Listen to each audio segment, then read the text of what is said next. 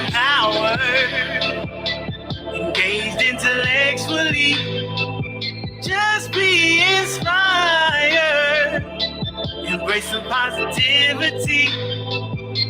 Chilling for you. Approaching it deductively. Money and power and more mind with Coach T. Food for your mind, food for your body and soul. Money and power and more mind with Coach T. Welcome, everybody. Welcome. You are listening to IntellectualRadio.com, and I am the Coach T. You are tuned into Empowering Moments with Coach T, where we information every second Saturday at 11 a.m. right here on IntellectualRadio.com. For those of you who may not know who may not know me, I am Toria Renee, aka Coach T, a women empowerment coach, relationship coach, motivational speaker, and of course, radio personality. I help women gain the clarity and insight they need to become the very best versions of themselves. So if you are at a crossroads and are not sure what to do next, please reach out to me so I can give you a different perspective as we walk together through your journey to a better you. To book discovery call to book a discovery call. Check me out on Facebook at I am the Coach T and go to the services tab. All right. I am also in Amazon best-selling author of a women's collaboration, and I hope you guys can see this. A women's collaboration. It is called Networkology, Women Building Wealth, One Business at a Time. And you can inbox me today and get an autographed copy with free delivery today. If you inbox me at I am the Coach T, inbox the code EM312. Again, EM312, and you will get free shipping on your order of Networkology, Women Building Wealth, One Business at a Time. All right. Also, I wanted to let you guys know that I am reprising the series, The Love Situation. So it premiered last year in April, and it was awesome. We had a great perspective from both men and women on what relationships were like, what love really looked like, and how we can better bridge the gap between men and women. This year, we are focusing in on marriage. What is it good for? And so we're answering the question, marriage, what is it good for? I am hoping to have a wonderful lineup from a couple of different perspectives this year. So do me a favor. I want you guys to actually check out my Facebook page on both I Am the Coach T and my regular page, Toria Renee, as I am going to be giving a guest call to let you guys know what I am looking for in guests so that you guys can come and share your love story as it relates to answering the question, marriage, what is it good for, right here on my show, Empowering Moments with Coach T on Intellectual Radio. So don't miss your opportunity to share your story. All right. So one of the things that I want to talk about today, because we have an awesome show, and I am so excited. Today's show is the premiere of my new quarterly segment, Sistahs Speak. And it features the power and presence of a woman. So each quarter, we will be talking about the different ways women stand in power and presence. Today, we are talking specifically about the power of presence of women in education. So today's guest is an early childhood development educator, an owner and operator of Kaizen to Destiny Child Development Services. Kaizen to Destiny Child Development Services began with a vision to establish a strong foundation in the development of children and their families to enhance lifelong learning. She has a true passion for working with children and youth, which is the driving force behind the gradual development of this service. Ladies and gentlemen, welcome to the show, my longtime friend, Dorothy Turner. And you got to Hello. speak into the mic so people can Hello, hear you. everyone. It's good to be here. Thank you so much. So, this is the first time on the mic for you, right? Yes, it is. Oh my God. Warm welcome, warm welcome, warm welcome. We will treat you right over here at intellectualradio.com, okay? Okay, thank you. So let's really talk about. I want to let's cue the listeners into how we know each other. So Dorothy and I went to college together. And so we are alumni of Robert Morris College, now Robert Morris Robert Morris University. University. Absolutely. Yes. Yes. Shout out Robert Morris University. Thank you for Yes. giving me my start. Absolutely. So I want to give you an opportunity to talk a little bit about that experience because it was so much fun that we had together. So, what did you actually major in? I majored in my associate's degree was a associate's in business management. Okay. And I continued on and I completed my Bachelor of Business Administration. Yes, me So, too. so actually, we both completed the same program. We graduated in 2003. Yes. It was a nice group of us, Black women, Yes. who majored in business, and we were doing our things. We had so much fun. I remember those days and going out after class every Friday. I remember we talked Yes. about keeping it. How we looked at it was, in order for us to complete the program, we looked at it as 10 weeks at a time.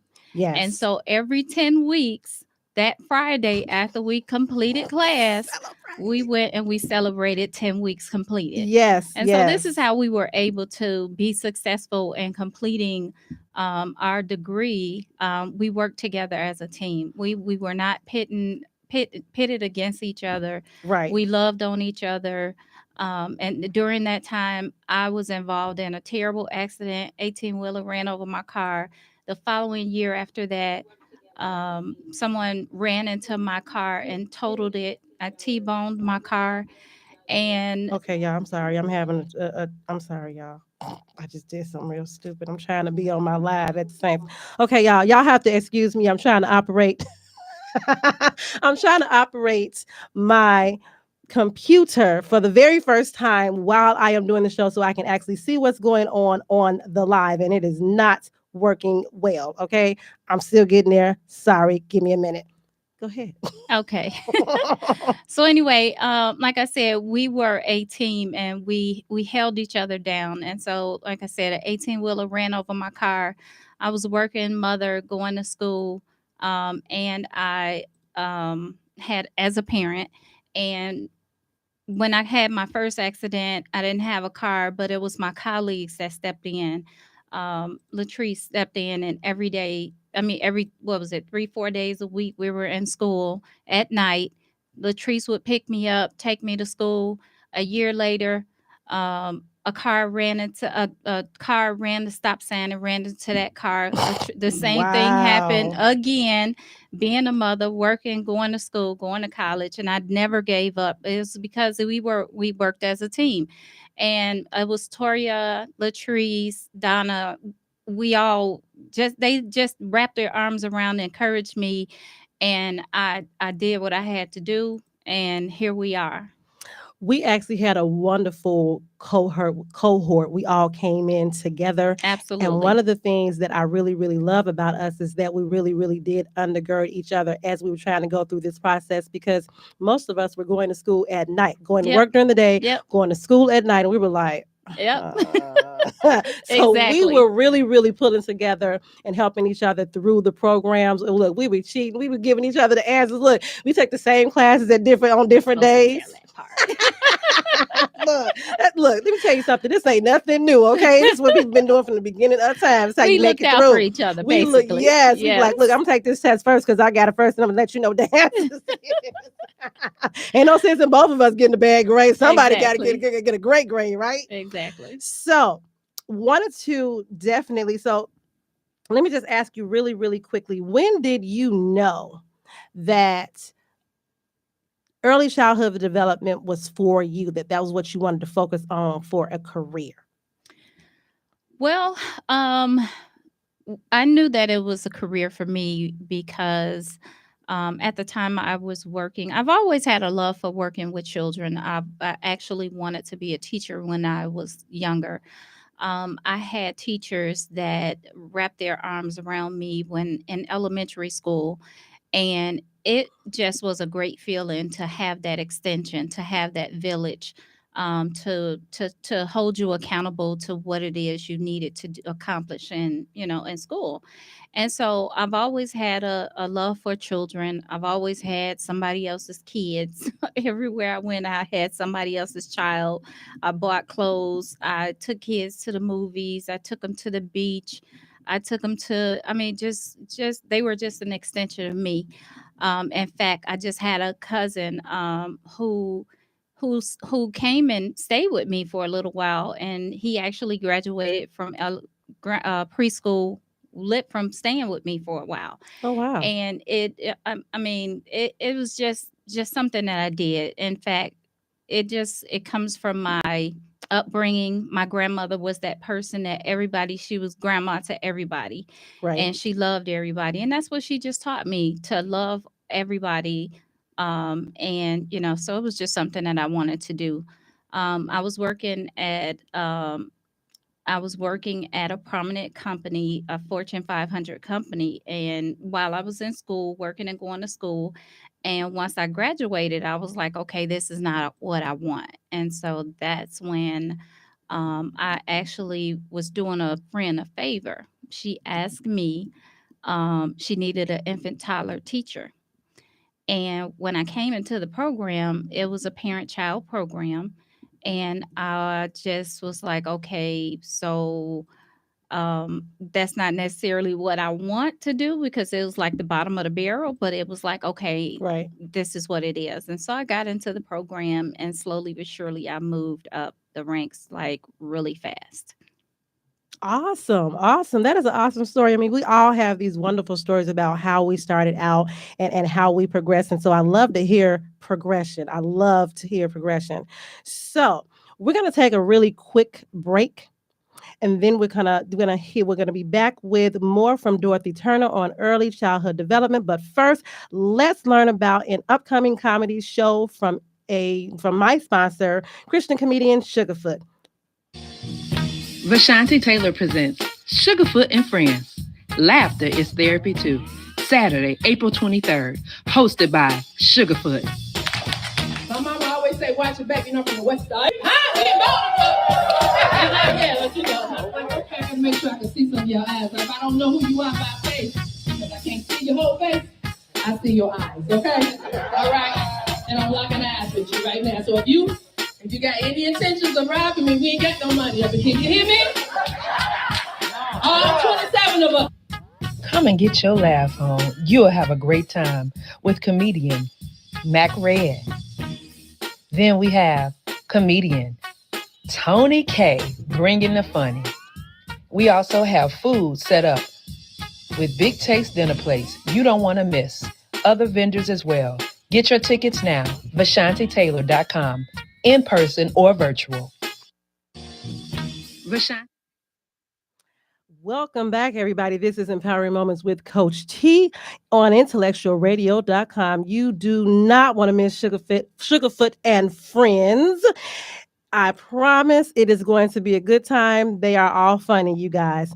Visit Vashanti Taylor on VashantiTaylor.com to purchase your ticket. The flyer and the contact information is going to be dropped in the live chat shortly. And for those of you that are watching on YouTube, it will be in the description. All right. We are back with Dorothy Turner on early childhood education. And let me correct that, early childhood education. I'm having problems this morning.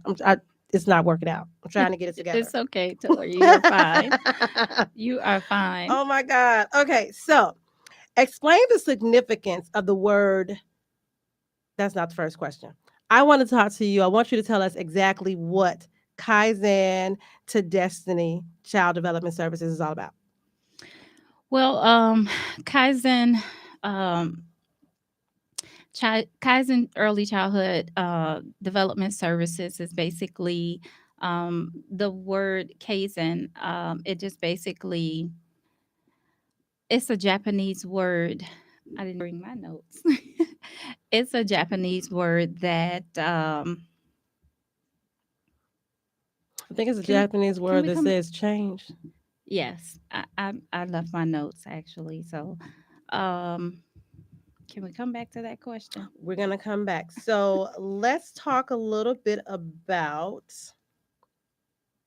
so let's break it down. Exactly what is early education?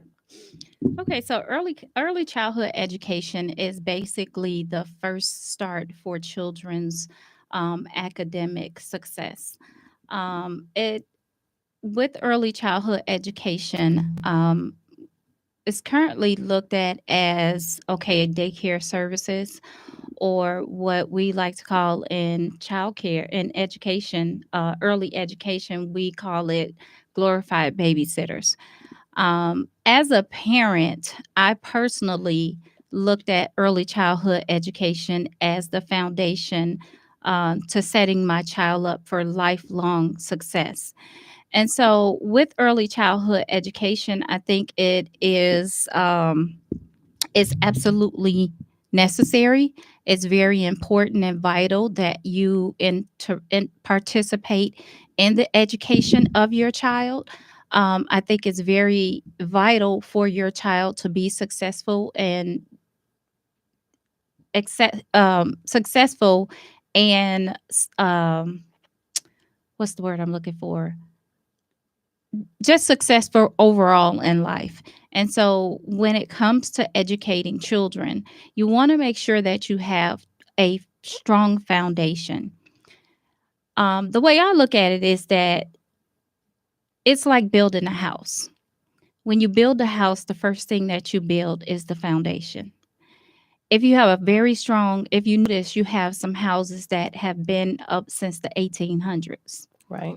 which means that when they built that house, when they built the foundation, that's the first thing that they laid. That foundation was a strong enough foundation for it to live for it not to live, but for it to stand hundreds of years later. So it's the same concept with the child. Have a child, and the child is before the child is even born, if you're reading to the child even before conception, if when they're in your stomach and you're reading to the child, you're actually stimulating the child's brain. And the child's brain is pretty much like a sponge, and I'm sure a lot of mothers know that your children the children repeat things that they say, they repeat things that they do. They're just like little sponges. I had a little girl tell me yesterday, I was offering to change her shoes. She had her shoes on the wrong feet. And I said, "Can I help you take your shoes and put your shoes on the right feet?" She said, "No, there's nothing wrong with my shoes." And I looked at her and I started laughing. And she was like, "What is so funny? That's not funny." And I was just like, "Oh, okay." And we say that, oh, she has a strong personality, but children actually imitate what they see. And so if you talk to children in this manner, then they'll repeat just about everything that they say. They come to school and they tell people about, it's just some of the conversations that they have. It just shows that they're imitating what they see. You can always tell what influences a child has by the way Absolutely. they express themselves in words. And I always Absolutely. tell people I love kid logic. Like, it is the best thing ever. It is like food for my soul, because children learn at a very rapid rate, and so they understand and they articulate things in the very same ways that we do. It's just they're kids and we're grown, so it sounds Absolutely. different. But if you listen to them, they have a point. They have a there's a point. They have a logic. There's an understanding that goes with it. They are able to articulate and express themselves in ways that we are, and I'm always amazed. I'm like, oh my God, how do Exactly. you know this? Because so I love that children are able to express themselves. And so it always irritates my soul when I see children imitating things that are not the best or not the Appropriate. not Uh, child appropriate, not age appropriate. exactly. It works Exactly. my nerve because I'm like, and you think this is funny, but it's Mhm. actually Mhm. not. It's actually very, very sad, and you are setting them up. Yes, Okay. And exactly. let's get to setting them up. What is the impact for children who don't have the opportunity to be poured into to this fashion in this fashion? What's the impact on them? Well, the impact on children is that they are not as academically successful as other children in school. Um, it's unfortunate, but society has what is called it's an invisible um, goal, but there's if you would Google it, it's called preschool to prison pipeline. And what preschool to prison pipeline is, it's just the fact that children that do not enter into early childhood education and they don't get that a very strong start, I'll say. I won't say that they don't get the start, because you can put them in preschool, and if they're not educating the children, then it's doing them an injustice. But children that do not enter into a quality early childhood education center, they will lack in their academic schooling. And so when you think about the preschool to prison pipeline, basically what it says is that a child that does not enter early childhood education, they don't have that strong enough foundation for them to maintain their levels of a development year after year after year after year. Children have what's called early childhood development stages. Yes. And if you are not grounded in those stages, it's from infancy to 3 months to 6 months to 9 months to 12 months. These are the stages of development. And it goes on and on and on, all the way to elementary school. And so if you're not given that input and engaged fully 100% or even 80%, if a child is not engaged with those stages of development, then they're lacking. And when they're lacking, when it comes to by the time a child is in third grade, I'm not sure if everybody understands it, but by the time a child gets into third grade, you have a lot of children that fail third grade. You even have children that fail kindergarten. Yes, their children can fail kindergarten, first grade, second grade, third grade. And it's so unfortunate that this happens because it can be avoided. Again, with building that foundation, a strong foundation, parents have to understand that um it's not about taking your child to school, dropping them off, and the teacher has to do the job. There has to be a partnership. There has to be a partnership between the educator and the parent. Parents are children's first teacher. And so if you're working with this child, if you're working with your children, you can be working with somebody else's children. You don't have to have your own children. You can be an extension to your family members. You can be an extension to the neighbor's child next door. But one of the reasons that children fail is because they've missed some stage of development.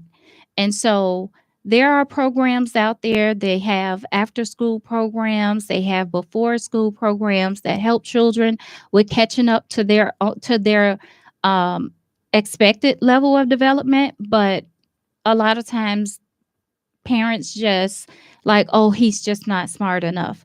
Oh, and it's a lot of things that is said about children not being able to be highly developed, but that's not true. Every child can learn. I hear Steve Harvey talk about it all the time, how his fifth grade teacher told him he wasn't going to be anybody and he couldn't learn. And I hear Les Brown, he tells the story all the time about how they were trying to label him. Well, I can't remember. I think it was a teacher that reached out to him and told him that you are smart, you are intelligent, and they helped him. When I was younger, I had a teacher who helped me. She stepped in and she told me, basically, she let me know that I can do this. And it was actually, I had majority African American teachers, but this was a Caucasian teacher who stepped in and she tutored me. She gave me after school tutoring. In fact, when my child was, I think in about fifth grade, she was struggling at school and she assisted her and tutored her as well. So, my point to saying all that I'm saying is that you have to be a strong and encourager of your child's development. Every child has the ability to learn. I don't care what anybody says. Every child. I don't care if they have a disability. I don't care if they have um, special needs. If they have any, I mean, whatever it is, every child has ability to learn. And if you put in the work, they will definitely rise to the occasion. Awesome. I believe that. I definitely believe that. I think that we don't always invest in our children. And it's really funny because, okay, you're talking to a person who doesn't have any children. Okay. And it's so funny because when I go to, even at my church, we have the youth ministry and we're doing all these different things with them. And so this month, they have asked me to teach the Okay. children at the end of the month. I'm like, I don't know why you would ask me to teach the children, because as much as I love them and I want them to flourish and all this wonderful stuff, I want them to be great. I don't know that that's my ministry. That's really my gift. Like, that's not my niche really. Hmm. And I understand that I don't always have a message for them. What I do have is compassion for them. What I Hmm. do have is a desire to see them grow and be great. That's what I do have. I don't know that I have what it takes to pour into that and help them get there, though, right? So one of the things that I'm always talking to them about is making sure that they are doing well in their education, making sure that they understand how they can progress and move forward. That's about as much as a message as I've got, right? But I'm also a child advocate. So I am the one that will be at all of the family get-togethers and they're telling the children to be quiet and y'all can't, yes, y'all making too much noise. And I'm like, leave these children alone.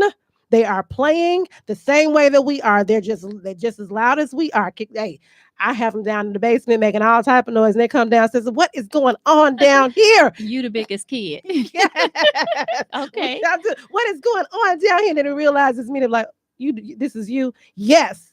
We're gonna make sure they're real tired when everybody leaves. But I can definitely vouch for that because even when my children are 22 and 28, and Toria was the biggest kid. She was she was. So I definitely can I do. I like to play with them. I do I all can of believe it. that. Yeah. So I want to talk a little bit about, I know you mentioned parenting and what they can do, and it's a partnership. So what is it that they can do? What is their responsibility in building that foundation? What does that look like? Well, most importantly, they can partner with the teachers. Unfortunately, you have some parents that feel like again that they drop the kids off and that's it. It's funny that you brought up the topic about playing. Believe it or not, when children play, they learn. Yes. When children, let me say that again. When children are playing, they learn. We actually have a saying in we have a saying in childcare, children playing while learning. And so a lot of times curriculums are revolved around children playing and learning. And so basically what the curriculum does is design that the children are playing, is child directed learning. Right. And with child directed learning, basically you allow a child to play in a particular area. So let's say the dramatic play. Dramatic play area is set up so that it looks like your house. And so you have your refrigerator, stove, Right. you have love seat, sofa, and so you might have even a little cocktail table. And so in those particular areas, we look at children and we observe children, I should say. We observe children in those environments. We look at what their level of development is, and we design an individualized learning plan for that particular child. And so when you do that, you basically meet children where they are on their level, and you look at the levels that the state or the national average is for that particular child. And you set up programs and have projects, engage the child so that they can rise to that level. When it comes to the parent, the parents, the parent's job is to partner with the teacher to ensure that whatever it is, that level the child should be at, you're practicing those same things at home. And so again, this is why I say that it's so important for parents to understand that it should not be a situation where you teach them, you send them to school and you tell the teacher to teach them. That's not that. Yes, that is their job, but the first person's job is the parents. Is because you want to tighten that partnership and make sure that you are on page with you're on the same page with the teacher and helping to enhance your child's academic levels. I think it's very, very important that, parents are kind of running kids through those same exercises that they're doing at school at any age, so that, because I know that repetition is the mother of all learning. Absolutely. So if they're Absolutely. not, if they're only learning it at school, then it's quite possible they'll forget it when they're at home. Yep. So you have to have this level, and even if it's just 10 minutes a day, we act, I promise people act like it's like, oh my God, that's gonna take all day. First of all, it's your kid, you don't want to be with them all day, but that's another story, right? Yes. You got a problem to be with, it's your kid.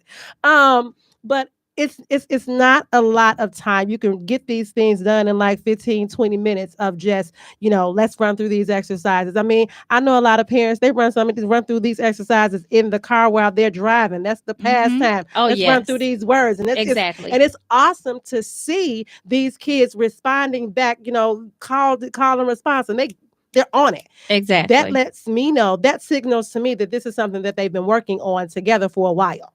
Right. And so those are the children I feel that really advance, and they kind of learn to love learning in a sense. And that is the whole entire that's the goal. That's the goal right there, to get your child to learn loving. Once you have a child that loves to learn, oh my God, there's no place else. I mean, there's no place that they can't go. This is the reason why we had a Barack Obama, because he had a love for learning. Yes. This is the reason why we have Oprah Winfrey, because she had a love for learning. The one thing that I always told my children, and Tori could contest to this, my children, oh my God, when my daughters were younger, they loved to read. I would take them into Walmart. And I remember the first time I took them into Walmart, and they ran up to the lady and asked her, "Where's the book section?" And the lady looked at them like, "Book section?" They was like, no, they didn't want toys. They wanted books. We want books. And my daughters, literally all the time, they wanted chapter books. They didn't want Jenna B. Jones. I think my daughters had every Jenna B. Jones book there was, because they loved learning. They loved reading, I should say. Right. And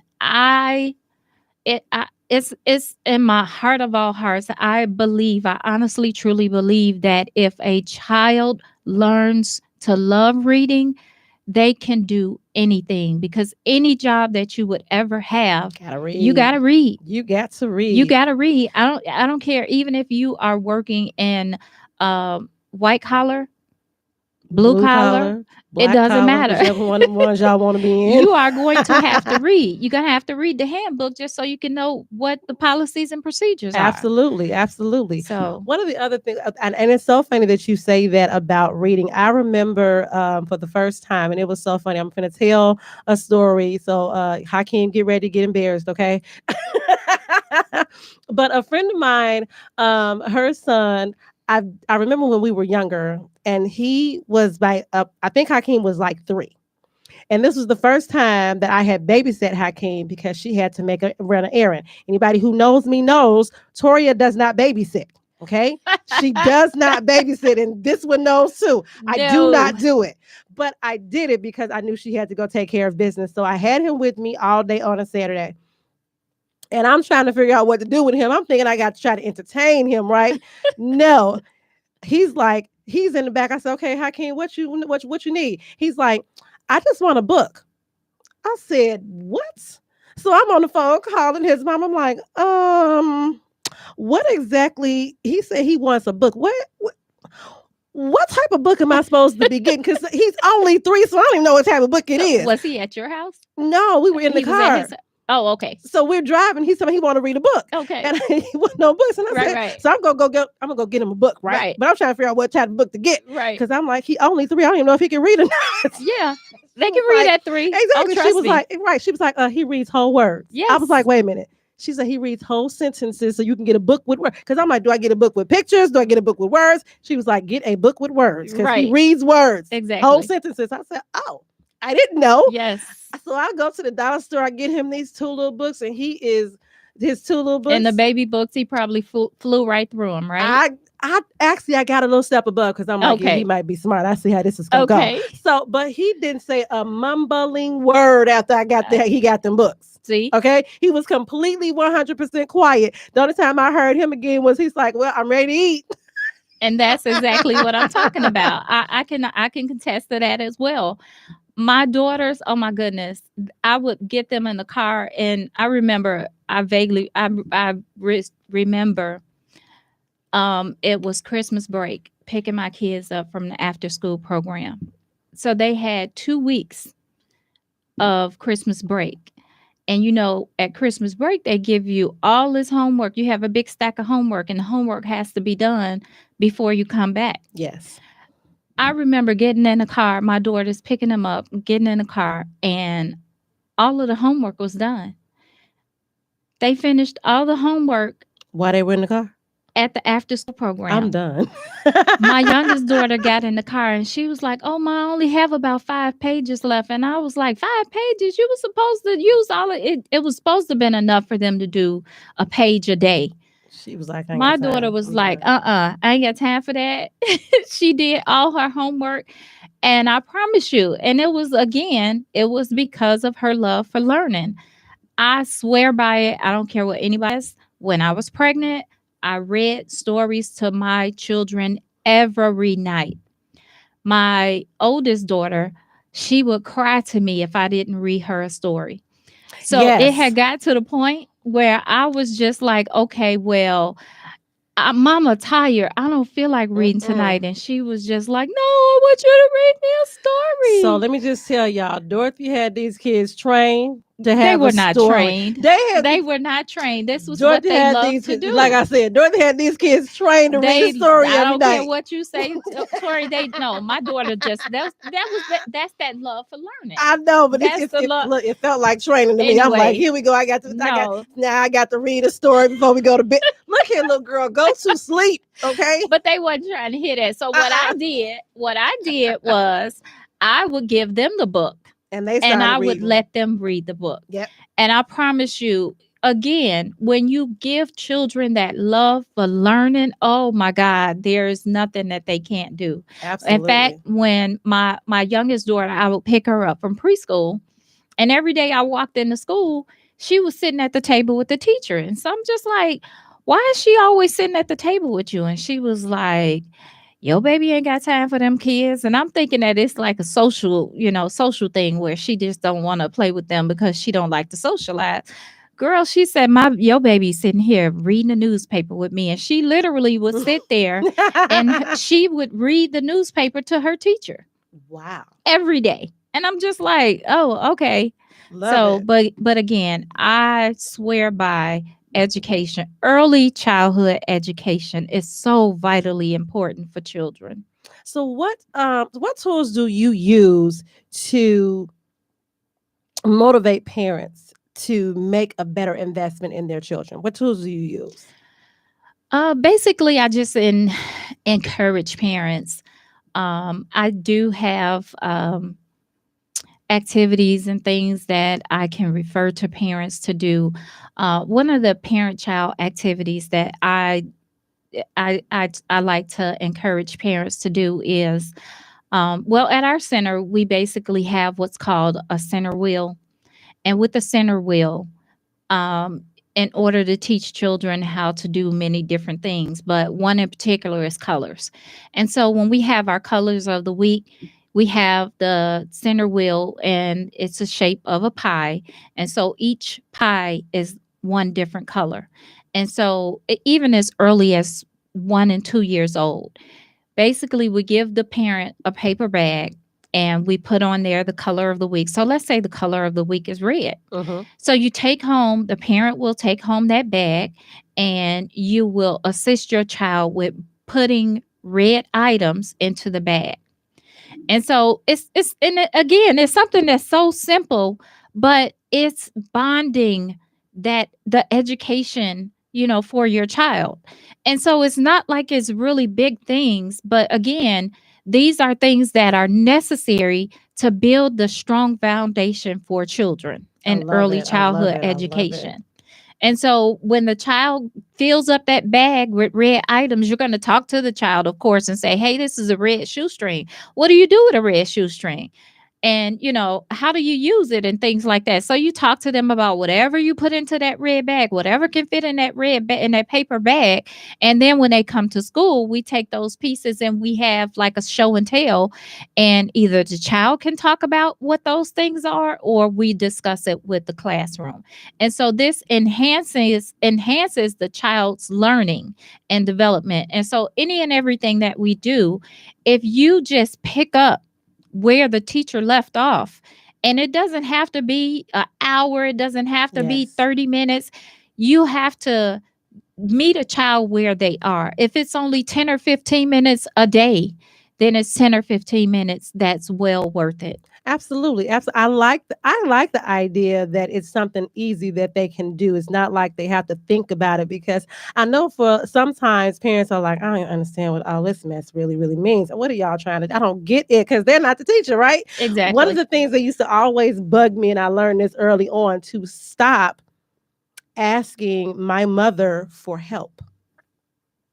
A long time ago, I stopped asking my mama for help. And I'm going to tell y'all why I stopped asking her.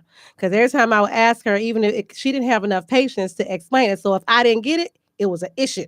I was like, no, ma'am, I'm not asking you nothing else, because I don't need to get a whooping because I don't understand what you're talking about, okay? Right, exactly. But it was also, she would tell me to do things differently than my teacher would, right? Okay. And so then I would be like, yes. That's because we learn things different than what our parents learn. I would have a fit. I'd be like, but that's not what the teacher said. And my mom would be like, forget what the teacher said. I'm telling you what's right. I'm like, you're going to give me an F. That's not what she said to me. And the new math, oh my goodness. Don't ask me. Even being an early childhood education person, I just no sense. You got to call your uncle for that. I can't help you. So I understand you have a giveaway today. You have a giveaway? I do have a giveaway. What you got? I have let's see. I do have a giveaway. What it is actually 3 little books. It's called You Are Your Child's First Teacher. Awesome. And so, oh my God, those are so pretty. 3 little books, and it tells you how important it is for you to be a prominent figure in your child's life. And it just is I can't remember the lady's name who wrote the book. Sunny Chico. Sunny Chico was a parent. And she was, I believe she was a parent at 24 years old. And she was just like, didn't know what to do as a parent. Of course, everybody says, oh, there's no book, How to Be a Parent. Now, Well, here you it's go. not necessarily a book to tell you how to be a parent. And this is not my objective. This is not my intent to tell you how to be a parent. However, it is to assist you with raising academically a strong foundation in your child's academics. Awesome. So tell people how they can get this free gift from you. From Toria. Inbox No, I me. take that back. No, I'm just joking. Actually, they can get the gift from me. They can inbox me online. My email, well, not even my, well, I'll just give my email. It's the easiest. Yes. My email is dmdturner28@yahoo.com. That's dmdturner28@yahoo.com.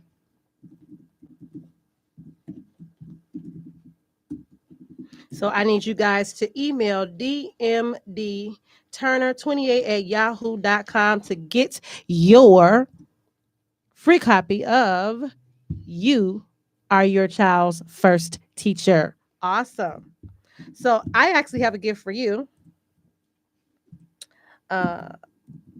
Let me just pop that in. Okay, so I do have a gift for you guys, for you. And the gift is, so I was looking at all of the stuff in my house, and I collect all of these wonderful things and do nothing with them.